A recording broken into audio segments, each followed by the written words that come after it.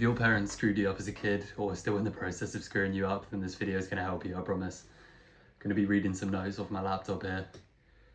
A common trauma-based response is when your mind unconsciously spaces out and becomes less aware of the present. It does this to avoid dealing with the trauma that's within it.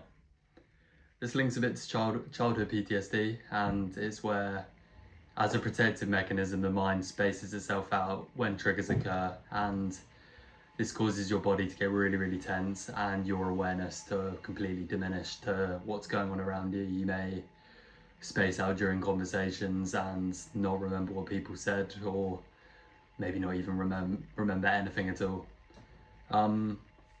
During healing from trauma, it's common for an individual to have fluctuations between presence and looseness and spacing out and tension.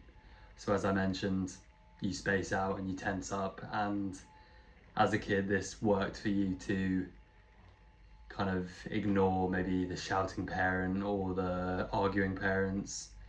Whatever it was, this is what you did to protect yourself. It's a process which heals with showing up intentionally each and every day. When these periods of tension occur, if you consciously bring yourself back to calmness and looseness each time and recognize that it isn't a threat, then over time you will react and tense up less and less and begin to become more and more intentional and present. Just recognize that your body has been programmed to go into this state from past trauma, and you are not the issue. Your mind as a child just needed a way to protect itself, and spacing out worked at the time.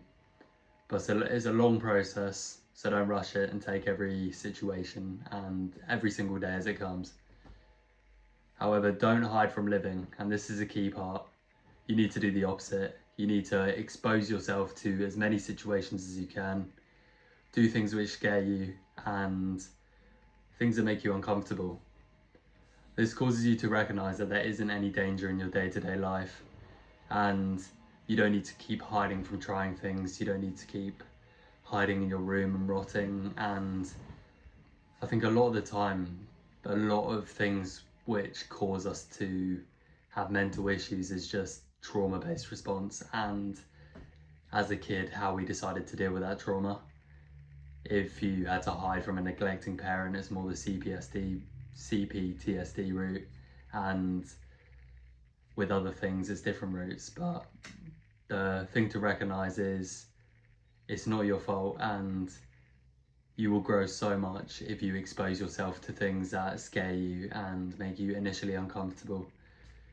Do this slowly, don't rush it. Don't just straight away go run an ultra marathon. Like, running is a good example. Running for me was something I thought was pointless, and I told myself out of pride that it was, because I didn't want to expose myself to that uncomfort. I didn't want to admit that I was not good at something, and as someone who didn't get the recognition as a kid, and oftentimes my brother did, it was, if I ever had to recognize to myself that I've done something badly or failed, then I would beat myself up.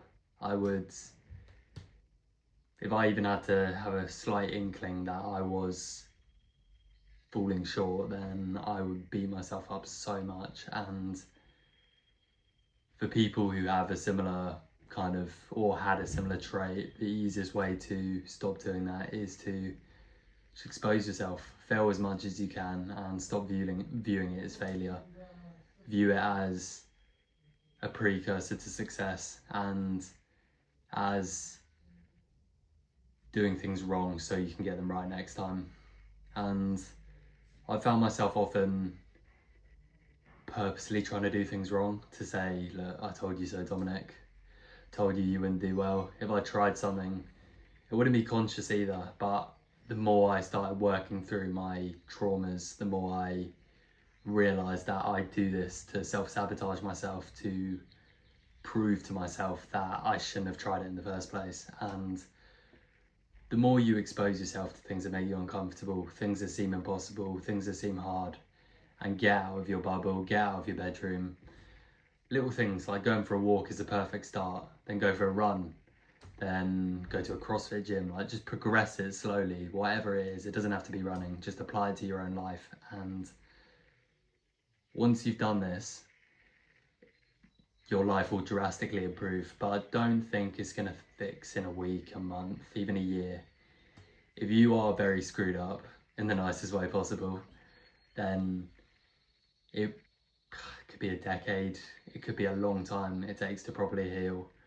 But a year or two of devoted healing and recognizing your traumas, and when they do arise, telling yourself, look, I'm safe, calming down, and realizing you respond this way because of how you were treated as a kid and there's nothing wrong with you, will really help you grow. And don't have too much else to say on the topic really. I want to keep this short and sweet, but if this resonated with you, going to be making more videos like this, and yeah, just hope you enjoyed and I hope you take away something from it. So thank you very much and have a good day.